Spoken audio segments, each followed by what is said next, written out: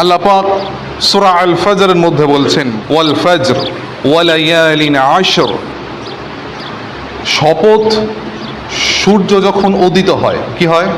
সূর্য যখন উদিত হয়, সূর্য যখন ওঠে, সেই সময়ের শপথ। উষার শপথ। উষা বলতে কি বোঝায়? সূর্য যখন অস্ত যায় নাকি, না সূর্য ওঠে? সূর্য যখন ওঠে। গোধূলি হচ্ছে সূর্য যখন অস্ত যায়। তাহলে সূর্য যখন ওঠে সেই দিনের শপথ, ভালো করে বুঝবেন।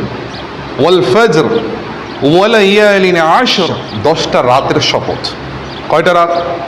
10টা রাত। এইবার তাফসীর কারকগণ বলছেন, আজকের যে রাত থেকে, আজকে 30শে জিলকদ, আজকের রাত হচ্ছে জিলকদ, জিলহজের 1 তারিখের রাত। আজকের 1 তারিখের রাত থেকে আগামী 9 তারিখ রাত পর্যন্ত জিলহজ মাসের এই রাতের কথা এখানে উল্লেখ করা আছে।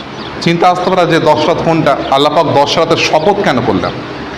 মানুষ কি কোনো কটূক্তি করতে বা কোনো নর্মাল কথা বলতে কসম করে, না কোনো ভারী কথা বলতে কসম করে?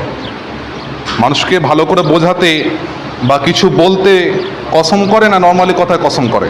মানুষ বেশি ভারী কথা হলে, যেটা হক কথা, মানুষ মানতে চায় না, বুঝতে চায় না, সেই সব কথা আমরা কি করি? শপথ করি, ওয়াল্লাহি, আল্লাহর কসম বলি। আল্লাহ পাক তখন বললেন যে ওয়াল ফজরি ওয়ালায়ালিন আশর, এই 10টা রাত, এই 10টা রাত তাফসীর কারকগণ বলছেন এই 10টা রাত হচ্ছে কিসের রাত? জিলহজের প্রথম 10 দিনের রাত। বলি সুবহানাল্লাহ।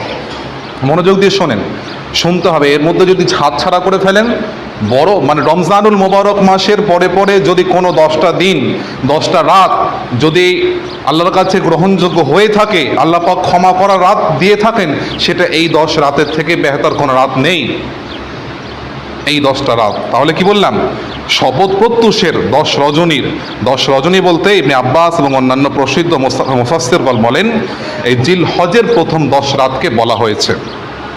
ইবনে আব্বাস বলেন, রাসূল সাল্লাল্লাহু আলাইহি সাল্লাম বলেছেন, এমন কোনো রাত বা দিন নাই, এমন কোনো দিন বা রাত নাই যে রাতে, যে দিনের আমল এই 10 দিনের আমলের থেকে বেশি আল্লাহর কাছে গ্রহণযোগ্য হবে। বলি সুবহানাল্লাহ।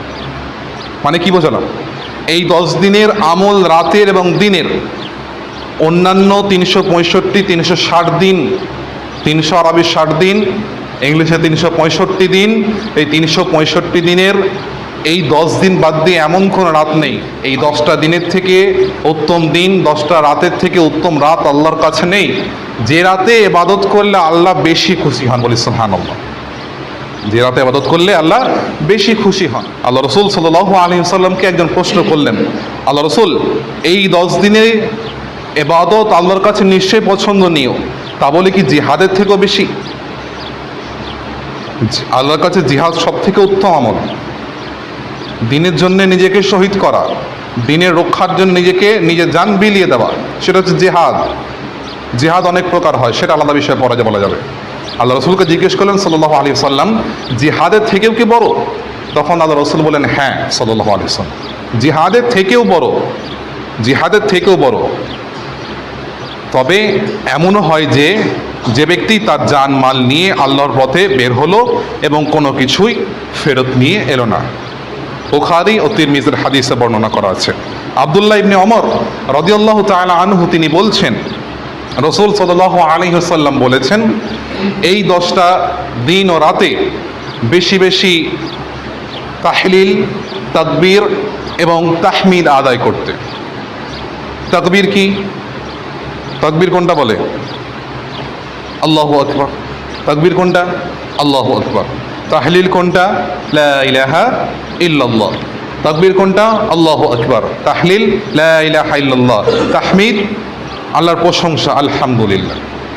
আল্লাহ রাসূল সাল্লাল্লাহু আলাইহি ওয়াসাল্লাম বলছেন, এই 10 রাতে রব্বুল আলামিনের বেশি বেশি প্রশংসা করো, তাকবীর পাঠ করো, তাহলিল পাঠ করো, তাহমিদ পাঠ করো।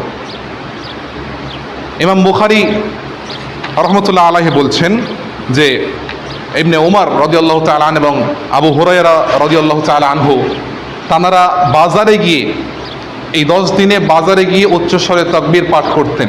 এবং সেই তাকবীরের ধ্বনি শুনে অন্যান্য বাজারের সকলে, অন্যান্য লোকেরা তাকবীরে শামিল হতে, বলি সুবহানাল্লাহ। তাহলে এই যে 10 রাত, অন্যান্য মুফাসসিরগণ বলেছেন যে এই 10 রাত রমজানের শেষ 10 রাতের মতোই, এই 10 রাত রমজানের শেষ 10 রাতের মতোই ইবাদতের গ্রহণযোগ্য। এরপর আল্লাহ রাসূল সাল্লাল্লাহু আলাইহি ওয়াসাল্লাম তিনি আরও বলছেন যে এই রমজানুল মোবারক মাসের পরে পরেই যদি 9 তারিখের রোজা, জিলহজ মাসের 9 তারিখের রোজা, যেদিন কোরবানি হয় তার আগের দিনের রোজা যদি কেউ রাখে, কোন দিনে? 9 জিলহজ, কোরবানির আগের দিন। কয় তারিখ? 9 তারিখ। 9 জিলহজ, কোরবানির আগের দিন। যদি কেউ সেই দিন কোনো নফল রোজা রাখে, তার জীবনের পূর্ববর্তী 1 বৎসরের গুনাহ, পূর্ববর্তী, এটা 24 চলছে, 24 জিলহজের 9 থেকে গত জিলহজের 10 পর্যন্ত যে গুনাহ হয়েছে, আগামী জিলহজের 10 থেকে নিয়ে আগামী 9 পর্যন্ত যত গুনাহ হবে, এই গুনাহের জন্যে কাফারা স্বরূপ, বলি সুবহানাল্লাহ। বুঝতে পারেন না? আল্লাহ রাসূল বললেন এই রোজা যে রাখবে তার গত বছর 1 বছরের, আগামী 1 বছরের তামাম গুনাহ আল্লাহ পাক মাফ করে দেবেন, বলি সুবহানাল্লাহ। আল্লাহ রাসূল সাল্লাল্লাহু আলাইহি ওয়াসাল্লাম আরও বলছেন যে আরাফার দিন যখন হাজিরা আরাফার ময়দানে উপস্থিত হয়, আল্লাহ রাসূল সাল্লাল্লাহু আলাইহি ওয়াসাল্লাম বলছেন আরাফার দিনে এত পরিমাণ জাহান্নামীকে জান্নাতি করা হয়, অর্থাৎ জাহান্নামীকে ক্ষমা করা হয়, অন্য কোনো দিন, এই 360-65 দিনে অন্য কোনো দিন নেই যে এত পরিমাণ জাহান্নামীকে ক্ষমা করে দিয়ে জান্নাতে দেওয়া হয়, বলি সুবহানাল্লাহ।